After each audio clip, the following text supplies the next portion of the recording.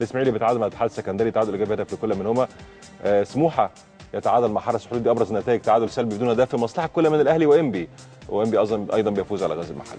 هو طبعا اتضح ان الصراع القوي في الوقت الحالي في المجموعه بتاعت النادي الاهلي بالنادي الاهلي وانبي فقط لا غير، ويمكن بقيه الانديه كلها يعني بتحاول تكون في المربع الذهبي او تكون ثالث الانديه فقط لا غير. نفس الموضوع بالنسبه للزمالك والاسماعيلي، الفوارق كبيره جدا بينه وبين المجموعات الموجوده دي، الاهلي مع انبي مع سموحه 16 بونت، يعني ممكن يكون قريب شويه. برضه نفس الموضوع حرس الحدود، بس اعتقد طبعا منافسه على قدر الامكانيات. النادي الاهلي فرقه من فرق البطولات اللي بتلعب دايما على البطوله، فرقه انبي فرقه مجهزه كويس جدا، عندها دكه بدلاء ممتازه، عندها مدرب ممتاز، عشان كده اعتقد ان فرق النقاط ممكن يكون نسبيا لصالح اعتقد الصراع يبقى في الفرق اللي تحت يا كابتن خالد، يعني هي الاصعب في الهبوط، بس طبعا برضو حته المربع اللي هو تحت اللي هو الصعود بعض الانديه يمكن اعتقد ان دي مديه برضو راحه نفسيه الى ادارات الانديه وبعض مدربي الانديه ان عندهم فرصه ثانيه للبقاء في الدوري الممتاز.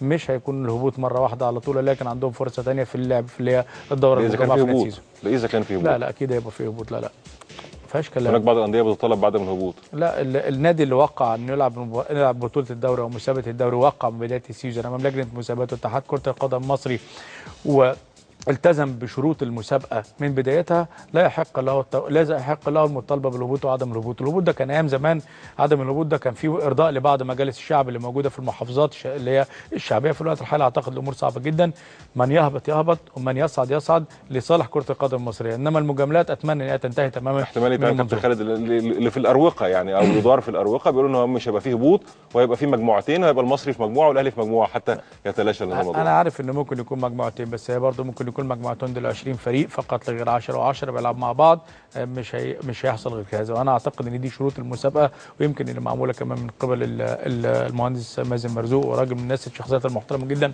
اللي شايف شغلها بشكل كويس. يعني اتمنى طبعا ان يكون الفريق الذي يهبط علشان حته ان احنا كل سنه او سنتين نبقي على فريق يكون فعلا هبط لدوري الدرجه الثانيه. فرق بتقلل كتير جدا من الفرص، بتقلل كتير جدا من حته المناخ الرياضي السليم. ان طبعا ما ينفعش واحد سقط في الثانويه العامه دخله طب، يعني واحد عنده سيزون بيلعب فيه لا يقل عن 22 مباراه 21 مباراه، وفي الاخر يضمن من اتحاد كره القدم مصر او لجنه المسابقات او مسؤولين عن كره القدم المصريه او الوزاره اللي هي المفروض ما يكونش لها دخل بالاتحادات الاهليه يضمن البقاء في الدوري. اتمنى طبعا يكون هذا كلام غير صحيح بالمره. هناك ايضا موضوع وهو اقاله الكابتن ابراهيم يوسف. الجماهير طلبت باقاله الكابتن ابراهيم يوسف بعد ان قدم مباراه رائعه في بدايه الموسم بالنسبه لغزل المحله. كانوا متواجدين في تدريب غزل المحله وطلبوا باقالته، واقيل الكابتن ابراهيم يوسف. بقى سيستم عام. جمهور نادي الاسماعيلي نزل في الماتش بتاع الاتحاد العاصمه وكانوا بيطالبوا باقاله الكابتن صبري المناوي، مع ان الكابتن صبري المناوي عامل فرقه ممتازه جدا